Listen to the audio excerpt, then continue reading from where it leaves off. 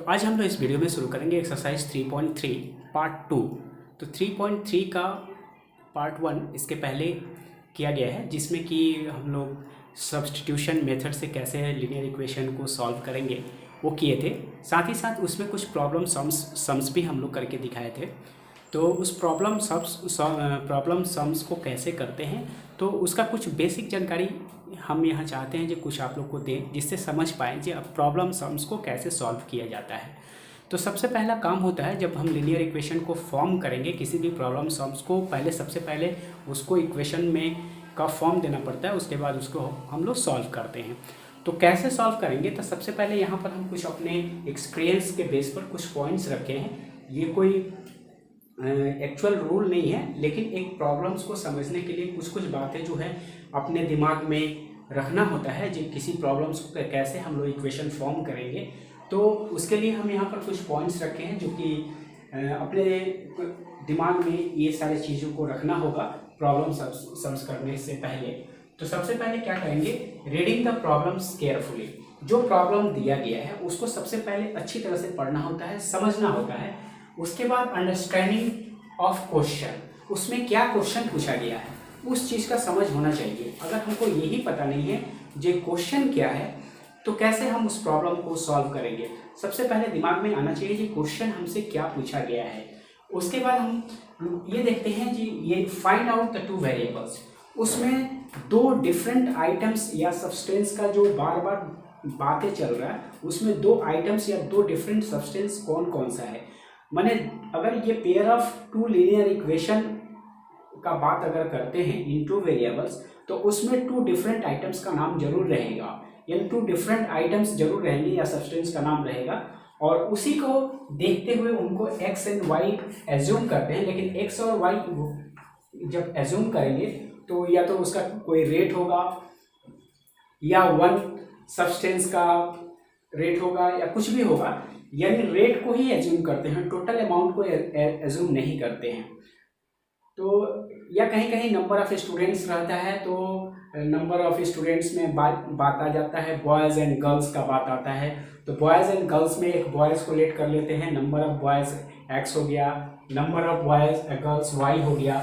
अगर किसी फ्रैक्शन का बात करते हैं तो उसमें टू वेरिएबल, दो आइटम्स होता है, यानी टू वेरिएबल्स होता है। एक उसका न्यूमरेटर होता है, एक डिनोमिनेटर होता है। तो उसमें भी टू वेरिएबल्स है, टू आइटम्स है। तो एक न्यूमरेटर को लेट करना होता है, एक डिनोमिनेटर को लेट करना होता है। उसके बाद फ्रैक्शन फॉर्म होता है। अगर टू डिजिट नंबर्स का बात आता है, तो टू डिजिट नंबर्स में एक वंस प्लेस आता है, एक टेंस प्लेस आता है, तो उसमें भी टू वेरिएबल्स होता है। तो उसी के हिसाब से, उसी के अकॉर्डिंग हम वंस यूनिट्स को लेट कर लेते हैं एंड टेंस यूनिट्स को भी लेट कर लेते हैं। उसके बाद उसमें जो कंडीशंस दिया रहेगा, उसमें ऑलवेज टू कंडीशंस गिवन रहेगा, और टू कंडीशंस है मतलब उन टू कंडीशंस से टू इक्वेशन फॉर्म होगा। तो वो टू कंडीशंस को सही से समझेंगे कि ये कंडीशन क्या है, क्या क्या गिवन है टू कंडीशंस में। उसके बाद उसी को ध्यान में रखते हुए तब हम लोग फॉर्म द इक्वेशंस फॉर्म करते हैं, और हमारा टू इक्वेशन उसी के बेस पर मिलता है। उसके बाद जो इक्वेशन फॉर्म्स हो जाता है तब उसको सॉल्व किया जाता है, और सॉल्व करने पर यही x एंड y का वैल्यू वहाँ पर निकलता है। और इसको सॉल्व करने का अलग अलग मेथड है, जैसे कि पिछला एक्सरसाइज में बताया गया था, पिछले दो एक्सरसाइज में एक बताया गया था सॉल्व ग्राफिकली, एंड दूसरा इसी एक्सरसाइज में 3.3 का पार्ट 1 में बताया गया था बाय सब्स्टिट्यूशन मेथड से x एंड y का वैल्यू कैसे फाइंड करेंगे। तो चलिए आते हैं अब एक्सरसाइज पार्ट 2 में। हम लोग इसमें मैक्सिमम सम्स जो है पहले इक्वेशन फॉर्म करेंगे, यानी ये प्रॉब्लम सम्स है। तो पहले हम इक्वेशन फॉर्म करेंगे, उसके बाद बाय सब्स्टिट्यूशन मेथड से उसको सॉल्व करेंगे। ठीक है, चलिए शुरू करते हैं। तो ये है क्वेश्चन नंबर 4। क्वेश्चन तो देखने में बहुत ही बड़ा है, देखकर ही डर लगता है, लेकिन जितना ही बड़ा क्वेश्चन होगा ये सोच लीजिएगा उसमें उतना ही डिटेल डिस्क्रिप्शन होगा, और डिटेल डिस्क्रिप्शन होने से हमको समझने में बहुत ही आसानी होता है। तो बड़ा क्वेश्चन देखकर डरने की बात नहीं है। ये क्वेश्चन जितने ही बड़ा होगा वो क्वेश्चन में उतने ही डिटेल इन्फॉर्मेशन आपको मिलेगा, और आप आसानी से उस क्वेश्चन को पढ़ के समझ के प्रॉब्लम को सॉल्व कर सकते हैं। तो चलिए देखते हैं ये क्वेश्चन 4 क्या कहता है? तो क्वेश्चन 4 है, the taxi charges in A city consist of a fixed charge together with the charge for the distance covered. उसके बाद बोला है charge for the distance covered. तो पहले इस मतलब को पहले समझ लेते हैं। अगर किसी हम लोग टैक्सी में चढ़ते हैं तो उसका एक फिक्स चार्ज होता है। टैक्सी में चढ़ने से ही वो 20 रुपीज़ या 30 रुपीज़ वो पहले ले लेगा। उसके बाद और फेयर्स जो होता है उसमें ऐड होता है कि आप कितने डिस्टेंस को ट्रेवल किए हैं। तो उसी बेस पर ये क्वेश्चन दिया गया है। तो दो तरह का उसमें चार्जेस होता है, एक तो फिक्स चार्ज होता है और उसके बाद होता है कि आप कितने डिस्टेंस ट्रेवल किए हैं उसका एक अलग रेट होता है, और एक फिक्स चार्ज होता है। यानी दो तरह का चार्जेस होता है, यानी दो वेरिएबल्स इसमें पहले से हम लोग को पता चल गया है। एक तो फिक्स चार्ज होगा और एक रेट होगा पर किलोमीटर। उसके बाद जो पर किलोमीटर ट्रेवल करेंगे उसके हिसाब से उसका चार्जेस देना पड़ेगा। तो ये पहले तो कंडीशन को बताया, उसके बाद यहाँ से एक्चुअल क्वेश्चन शुरू होता है। पहले तो कंडीशन को बता दिया, ये एक फिक्स चार्ज लगेगा, उसके बाद charge for the distance covered होगा। मेन प्रॉब्लम का पोर्शन जी ये है यहाँ से। अब बोल रहा है for a distance of 10 kilometre the charge paid is ₹105। 10 kilometre के लिए पेड किया गया है charge 105 rupees, and for journey of 15 kilometre the charge paid is 155 rupees. यानी ये 155 रुपीज जो पेड कर रहा है इसमें दो चार्जेस है, एक तो फिक्स चार्ज है और उसके बाद ये 15 किलोमीटर डिस्टेंस ट्रेवल किया है उसका चार्ज लगा है। दोनों मिलाकर 155 रुपीज हुआ है। सिमिलरली 105 रुपीज में भी दो चार्जेस है, एक तो फिक्स चार्ज है और दूसरा जो चार्ज है वो पर किलोमीटर का जो रेट है उसका इसमें ऐड किया गया है, यानी 10 किलोमीटर का जो पर किलोमीटर के रेट से जो चार्ज होगा। अब दोनों को एक साथ मिलाकर दिया हुआ है। तो पहला कंडीशन हमको मिल गया, जब फर्स्ट कंडीशन ये है और सेकंड कंडीशन ये है। क्वेश्चन पूछा है what are the fixed charges and charge per kilometre. तो ये जो दो क्वेश्चन पूछा है ये हमको पता होना चाहिए ये क्वेश्चन एक्चुअल क्या पूछा है। फिक्स चार्जेस के बारे में पूछ रहा है एंड चार्ज पर किलोमीटर के बारे में पूछ रहा है। तो ये हमारा दो डिफरेंट आइटम्स हो गया, यानी दो जो वेरिएबल्स हमको लेट करना है यहीं पर लेट कर लेना होता है। जो what are the fix charges let कर लेंगे, let x rupees be fix charge and y rupees be charge per kilometre for the charge per kilometre, यानी y रुपीज को पर किलोमीटर का चार्ज लेट कर लेंगे और x रुपीज को fix charge late कर लेंगे। लेट करने के बाद हमारा ये दो कंडीशन अप्लाई करेंगे और इक्वेशन फॉर्म कर लेंगे। ये तो क्वेश्चन यहाँ होगा। फिर एक एक्स्ट्रा क्वेश्चन पूछा गया है इसमें, और पहले इतना करने के बाद इस क्वेश्चन को करेंगे। ये क्वेश्चन जब तक नहीं होगा ये क्वेश्चन सॉल्व नहीं होगा। How much does a person have to pay for traveling a distance of 25 kilometre? 25 kilometre का चार्जेस क्या होगा? अगर एक पर्सन ट्रेवल करता है, जर्नी करता है 25 किलोमीटर, तो उसको कितना रुपीस पे करना होगा? तो इसके लिए हमको सबसे पहले फिक्स चार्ज उस टैक्सी का जानना होगा, उसके बाद पर किलोमीटर क्या रेट है उसको जानना पड़ेगा, और ये मिलेगा आपको यहाँ से। उसके बाद इस क्वेश्चन को सॉल्व करेंगे। यानी पहला मेरा क्वेश्चन जो है सबसे पहले फिक्स चार्ज को पता करना और चार्ज पर किलोमीटर क्या है उसको पता करना। तो चलिए इसको सॉल्व करके दिखाते हैं कैसे प्रॉब्लम को सॉल्व करेंगे। क्या लेट करेंगे, पता चल गया है कि हम लेट कर लेंगे, फिक्स चार्ज को लेट करेंगे और चार्ज पर किलोमीटर को लेट करेंगे। तो चलिए लेट करते हैं। पता चल गया है late ₹x and ₹y with a fixed charge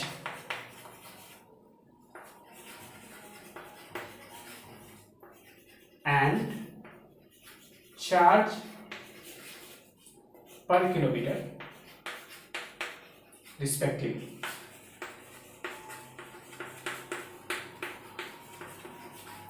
ये चार्जेस हैं, दो चार्ज हम लेट कर लिए। ये हमारा फिक्स चार्ज है, रिस्पेक्टिवली है ना। पहला चार्ज जो नाम आया है वो पहला है और दूसरा जो नाम आया चार्ज पर किलोमीटर ये है। अब पहला जर्नी में वो 105 रुपीज पेड किया था टोटल 10 किलोमीटर के जर्नी में। हम इसको यहाँ पर लिख रहे हैं 10 किलोमीटर के जर्नी में 105 रुपीज पेड कर रहा। पहला कंडीशन बोला था। दूसरा कंडीशन बोला था 155 रुपीज पेड करता है 15 किलोमीटर के जर्नी में। तो यहाँ पर ये दो कंडीशन है, कंडीशन 1 है और कंडीशन 2 है। ये दोनों कंडीशन को अप्लाई करेंगे और इक्वेशन फॉर्म करेंगे। तो 105 रुपीज़ कैसे हुआ?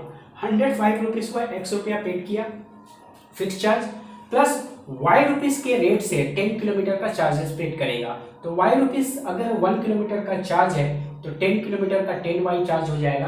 तो according to the question total amount 105 कैसे आ गया देखिए, अकॉर्डिंग टू द कंडीशंस के हिसाब से अगर हम बात करें तो पहले तो फिक्स चार्ज, पहला कंडीशन का बात कर रहे हैं फर्स्ट 105 रुपीज़ का, तो X रुपये पेड करेगा प्लस Y के रेट से 10 किलोमीटर पेड करेगा यानी 10Y रुपीज़ देगा। ये टोटल अमाउंट इक्वल टू कितने का होगा?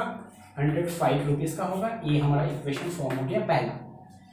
अब दूसरा कंडीशन अप्लाई करेंगे एंड दूसरा कंडीशन में देखते हैं, फिर पहले X रुपीज़ फिक्स चार्ज पे करेगा प्लस 15 किलोमीटर को ट्रेवल करने में उसका Y रुपीज़ पर किलोमीटर के रेट से 15Y हो जाएगा यानी 15Y, और ये टोटल चार्जेस है 155 के इक्वल, यानी ये कंडीशन हो गया। अब इसको कैसे, ये जब हमारा इक्वेशन फॉर्म हो गया तो इसके बाद तो काम आसान हो जाता है।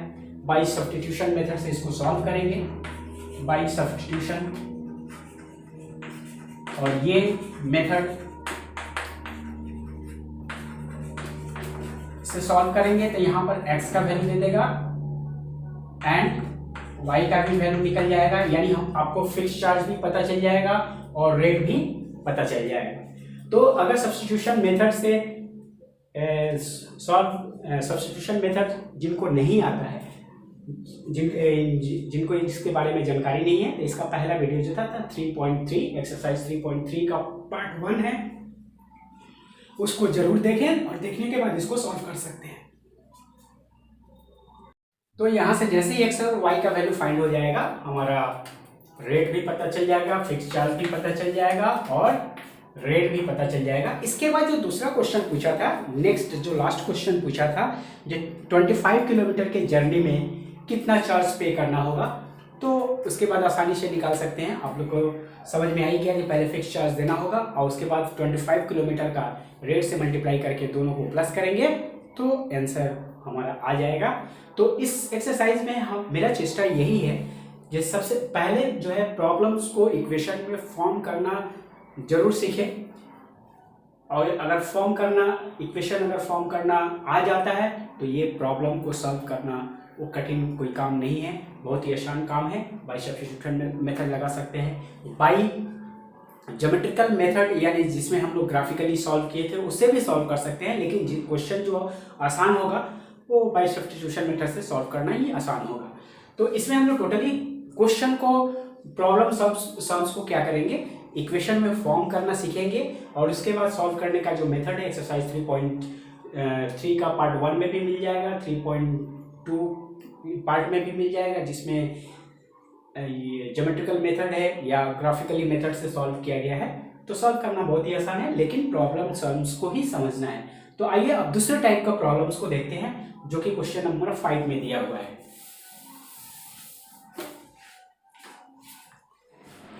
A fraction becomes 9/11 if 2 is added to both the numerator and the denominator. ये पहला कंडीशन है। Second, if 3 is added to both the numerator and the denominator, it becomes 5/9. Find the fraction.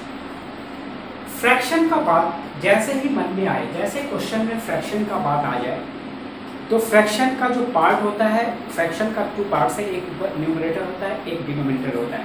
यानी जैसे ही फ्रैक्शन का बात आ जाए, यानी fraction से रिलेटेड कोई प्रॉब्लम हो, तो आंख बंद करके पहले ये 2 बात को ख्याल रखिए, न्यूमरेटर और डिनोमिनेटर, ये इसका 2 पार्ट्स होता है। तो अगर न्यूमरेटर और डिनोमिनेटर अगर पता है तो फ्रैक्शन भी पता है। तो ये एक fraction equal to always numerator by denominator, एक फ्रैक्शन का जैसे ही बात आएगा तो सबसे पहले हम क्या करना होता है, कोई भी प्रॉब्लम्स करने से पहले सबसे पहले न्यूमरेटर को और डिनोमिनेटर को, ये दोनों को लेट करना पड़ता है, यानी 2 वेरिएबल्स को लेट करना पड़ता है। जैसे ही न्यूमरेटर को लेट करेंगे, फ्रैक्शन को कभी लेट नहीं करेंगे। फ्रैक्शन मतलब ये 2 पार्ट से मिलकर बना है, न्यूमरेटर एंड डिनोमिनेटर, इसमें 2 वेरिएबल्स है, तो फ्रैक्शन को कभी लेट नहीं करेंगे, फ्रैक्शन का न्यूमरेटर एंड डिनोमिनेटर को लेट करेंगे। लेट करने के बाद हमारा फ्रैक्शन मिलेगा, यानी x/y फ्रैक्शन मिलेगा। अब ये जैसे ही फ्रैक्शन मिल जाएगा, ये हमारा ओरिजिनल फ्रैक्शन होगा, और इसी को बेस लेकर के अब हम अपना प्रॉब्लम्स को पढ़ेंगे और उसके हिसाब से अपना काम करेंगे। यानी सबसे पहला काम है, फर्स्ट काम है फ्रैक्शन का न्यूमरेटर एंड डिनोमिनेटर को लेट करना है। यानी जैसे ही फ्रैक्शन का बात आ जाए, ये मेरा काम, पहला काम ये होगा।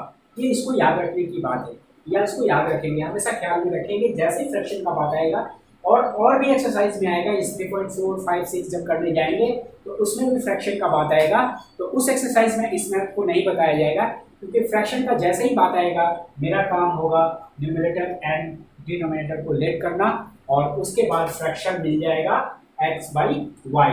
और ये जैसे ही फ्रैक्शन मिल जाएगा, उसके बाद हमारा प्रॉब्लम का जो कंडीशंस है उसको इसमें अप्लाई करेंगे और इक्वेशन फॉर्म हो जाएगा। तो देखिए प्रॉब्लम का कंडीशन है, fraction becomes 9/11 if 2 is added to both the numerator and denominator. पहला कंडीशन है, अगर बोथ 2 को ऐड करना है, न्यूमरेटर में भी एंड डिनोमिनेटर में, बोथ दोनों में ऐड करना है, तो x में +2 कर देंगे और y में +2 कर देंगे, तो यहाँ पर जो होगा एक नया फ्रैक्शन मिलेगा, और वो जो फ्रैक्शन होगा 9/11 होगा। यानी बोलने का मतलब वो जो फ्रैक्शन आएगा 9/11 के इक्वल आएगा। सेकंड कंडीशन में बोला है, if 3 is added to the numerator and both the numerator and denominator it becomes 5/9। यानी अब इसमें दूसरा कंडीशन जब अप्लाई करेंगे तो इसमें 3 ऐड कर देंगे, और इसमें 3 ऐड होगा, और इसमें भी 3 ऐड होगा, और ये जो नया फ्रैक्शन मिलेगा, यानी x + 3/y + 3, ये जो होगा, ये नया फ्रैक्शन जो होगा 5/9 के इक्वल होगा, क्योंकि ये 5/9 हो जाता है।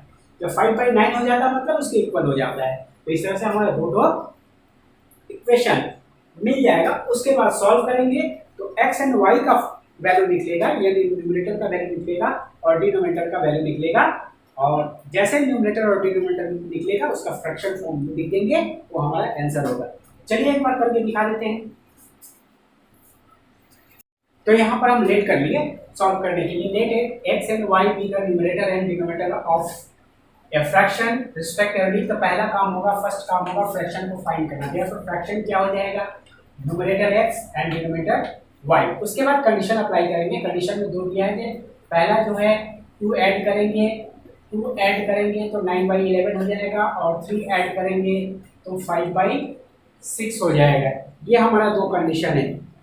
तो पहला condition according to the question आ जाएंगे, according to the given conditions, according to the conditions। पहला कंडीशन होगा 2 न्यूमरेटर एंड डिनोमिनेटर को दोनों में ऐड करेंगे, यानी x + 2 y + 2 इक्वल टू हो जाएगा 9/11 का। ये पहला कंडीशन अप्लाई हो गया। दूसरा कंडीशन बोला था x + 3 y + 3, ये जब 3 ऐड किया जाएगा तो ये इक्वेशन जो हो जाएगा 5/6 हो जाएगा। ये इक्वेशन 2 हो गया। अब इसको सॉल्व कैसे करें, अगर इसको सॉल्व करना हो तो कैसे करेंगे, एलिमिनेशन मेथड, सब्स्टिट्यूशन मेथड हम सीखे हैं, तो उसको सॉल्व करेंगे कैसे। तो सॉल्व करने का तरीका है, इसको पहले सिंपल फॉर्म लाएंगे, एक तो करके दिखा दें। फ्रॉम इक्वेशन 1 को लेते हैं, x + 2 y + 2 इक्वल टू 9/11। यहाँ पर क्या होगा, क्रॉस मल्टीप्लाई कर देंगे तो यहाँ पर आ जाएगा 11x + 22, और इस साइड पे क्रॉस मल्टीप्लाई करेंगे तो 9y + 18 और 11x - 9y इक्वल टू हो जाएगा 18 - 22। तो यहाँ पर 11x - 9y इक्वल टू दे दिया -4। ये इक्वेशन हमारा, ये standard form of the linear equation आ जाएगा। उसके बाद इसको बाई सब्स्टिट्यूशन इसको कर लेंगे। उसके बाद सेकंड इक्वेशन का भी सेम वैसे कर लेंगे, और उसके बाद यहाँ पर सब्स्टिट्यूशन मेथड लगा देंगे। लगाने के बाद एक लास्ट आंसर जो है कैसे करेंगे, x equal to something value आएगा, y इक्वल टू एक वैल्यू आएगा। देयरफॉर लास्ट में ऐसे लिखना होगा, फ्रैक्शन इक्वल टू x/y है, अब यहाँ पर x का जो वैल्यू आया था और y का जो वैल्यू आएगा पुट करेंगे और उसके बाद अब आंसर लिखेंगे। ये नहीं यहीं पर आंसर लिखकर छोड़ देंगे, बोलेंगे हो गया फ्रैक्शन, आंसर हो गया, ऐसा नहीं। फ्रैक्शन निकालने के लिए जो क्वेश्चन पूछेगा फ्रैक्शन, तो फ्रैक्शन निकाल कर दिखाना होगा। फ्रैक्शन हमारा x बाई वाई का, x का वैल्यू यहाँ पुट करेंगे, y का वैल्यू नीचे पुट करेंगे, उसके बाद हमारा ये आंसर होगा। ठीक है, इसके बाद क्वेश्चन नंबर 6। क्वेश्चन नंबर 6 पढ़ते हैं, पहले समझते हैं क्या है। 5 years hence, 5 years hence माने अभी से 5 years hence बोलने का मतलब in future. 5 years hence the age of Jacob will be 3 times that of his son। ये पहला कंडीशन। 5 years ago माने अभी से 5 years बैक में जाना, यानी पास्ट का बात कर रहा हूँ। 5 years ago Jacob's age was 5 times, यहाँ पर बोला 5 times, Jacob's age was 5 times that of his son। What are their present ages? सबसे पहले बात, कुछ बातें जो है समझना है।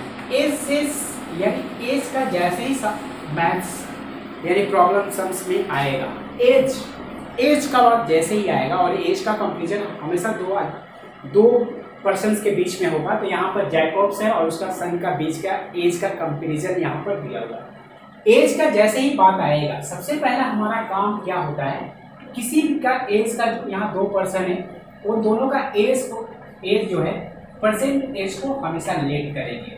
प्रेजेंट एज, वो फ्यूचर का बात करें, पास्ट का बात करें, हमारा जो मैथ्स यानी प्रॉब्लम सम्स जो शुरू होगा वो प्रेजेंट एज से शुरू होगा और हमारा काम होगा प्रेजेंट एज को ही लेट करना। और प्रेजेंट एज को अगर लेट कर लेते हैं तो प्रेजेंट एज से हम लोग यहाँ से फ्यूचर में भी सोच सकते हैं और प्रेजेंट एज से हम लोग पास्ट में भी सोच सकते हैं। तो पहले प्रेजेंट एज को लेट करेंगे, उसके बाद हमारा काम होगा 5 years हेंस। 5 year हेंस बोलने का मतलब अभी से 5 साल फ्यूचर का बात कर रहा, आगे का बात कर रहा। 5 साल और आगे जाइए, फ्यूचर में जाइए, तब उनका एज क्या होगा। तो पहला जब काम हम प्रेजेंट एज, अगर अभी का प्रेजेंट एज, अभी का हम लोग अगर एज जानते हैं तो अभी से फ्यूचर में 5 years after, 5 years after age क्या होगा, तो 5 years बढ़ जाएगा, दोनों का एज बढ़ेगा, किसी एक का तो बढ़ेगा नहीं। 5 years एज जैकॉब्स का भी बढ़ जाएगा और 5 years एज उसका सन का भी बढ़ेगा और उस कंडीशन में उनका जो एज है उनका कंपेरिजन यहाँ पर है। अगर प्रेजेंट एज पता है तो हम लोग पास्ट में भी जा सकते हैं, 5 years बैक चले जाएंगे, 5 years बिफोर चले जाएंगे अभी से। अगर 5 years बिफोर अभी से जाते हैं तो दोनों का एज जो है 5 years कम हो जाएगा, जैकॉब्स का भी एज 5 years कम हो जाएगा और उसका सन का भी एज 5 years कम हो जाएगा। तो उसके बाद उनका एज का हम कंपेरिजन करेंगे। पहले जो सिचुएशन के हिसाब से पहले एज में जाना होगा, अगर फ्यूचर का बात करेगा तो पहले उस एज तक पहुंचना होगा, पास्ट का बात करेगा तो पास्ट में पहले उस एज तक जाना होगा, उसके बाद कंपेयर हम लोग करेंगे। यानी मेन पॉइंट है, जब एज का बात करेगा तो सबसे पहले हम लोग प्रेजेंट एज को लेट करेंगे। अगर प्रेजेंट एज लेट कर लिए तो मेरा प्रॉब्लम आसानी से सॉल्व हो जाएगा, आसानी से इक्वेशन फॉर्म कर पाएंगे। तो चलिए हम लेट करते हैं प्रेजेंट एज को। तो यहाँ हम लेट कर लिए हैं, late y years and x years and y years be the present ages of Jacob and his sons। यानी x years जो एज है जैकब का है एंड y years एज है his sons, उसका पर ये प्रेजेंट एज है। तो सबसे पहला जो कंडीशन दिया है वो फ्यूचर का बात किया है। तो आफ्टर 5 years, आफ्टर 5 years मतलब हम फ्यूचर में चले जा रहे हैं। आफ्टर 5 years दोनों का पहले एज फाइंड करेंगे। जैकॉब्स एज क्या हो जाएगा, जैकॉब्स एज हो जाएगा, अभी का एज एक्स है तो 5 years लेटर बाद में देखेंगे तो ये जैकॉब्स का एज होगा। ये जैकॉब का हुआ तो हिज सन्स का एज भी निकालना पड़ेगा। हिज सन्स एज विल भी क्या होगा, अभी का प्रेजेंट एज लेट किए हैं y years, तो y में 5 years ऐड हो जाएगा, ये भी उस समय ये इसका एज ये होगा। और इन दोनों का कंपेरिजन ही दिया हुआ है, अगर इनका कंपेरिजन करेंगे तो ये होगा। अगर हम दूसरा कंडीशन का बात करें, before 5 years, 5 years before, after 5 years, 5 years before अगर चले जाए हम तो उस केस में दोनों का एज क्या होगा, 5 years बिफोर जैकॉब्स का एज होगा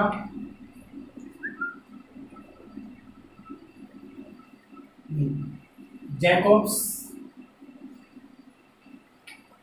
एज, तो 5 ईयर्स बिफोर जाएंगे यानी x माइनस 5 ईयर्स हो जाएगा, और हिज सन्स एज हो जाएगा y में से 5 ईयर्स माइनस होगा, ये दोनों का एज है ईयर्स। अगर दोनों कंडीशन को अप्लाई करें तो 5 ईयर्स आफ्टर 5 ईयर्स यानी इन फ्यूचर का बात जब किया गया था तो उस समय जैकोब का एज जो था 3 टाइम्स ऑफ हिज सन्स। तो अकॉर्डिंग टू द क्वेश्चन आ जाते हैं, अकॉर्डिंग टू द क्वेश्चंस या कंडीशंस गिवन,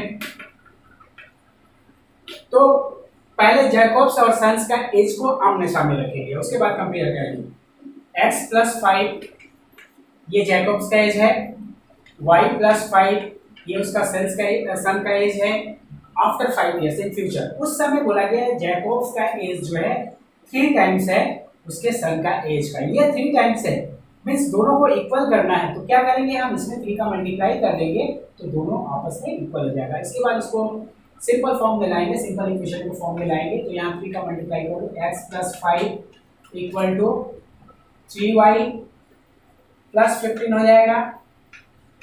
उसके बाद यहाँ पर 3y इधर आ जाएगा, तो x minus 3y equal to, ये 5 इधर जाकर माइनस हो जाएगा, तो 15 में से माइनस 5 होगा 10, हम डायरेक्ट लिख दिए, ये हमारा इक्वेशन 1 मिल जाएगा।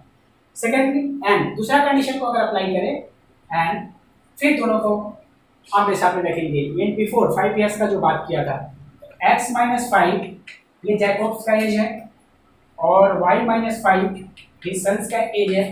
उस समय यानी 5 ईयर्स बिफोर यानी पास्ट का में जब एज दोनों का एज का कंपेरिजन है तो उस समय जैकोब्स का जो एज है उसके सन का एज का 5 टाइम्स है, ये ज़्यादा है। तो ज़्यादा जितना टाइम्स ज़्यादा है उतना ही टाइम्स इसमें मल्टीप्लाई कर देंगे, उसका जो कम है उसमें मल्टीप्लाई करेंगे तो हमेशा ये दोनों इक्वल हो जाएगा। यानी इसमें 5 से मल्टीप्लाई करेंगे ये दोनों इक्वल हो गया।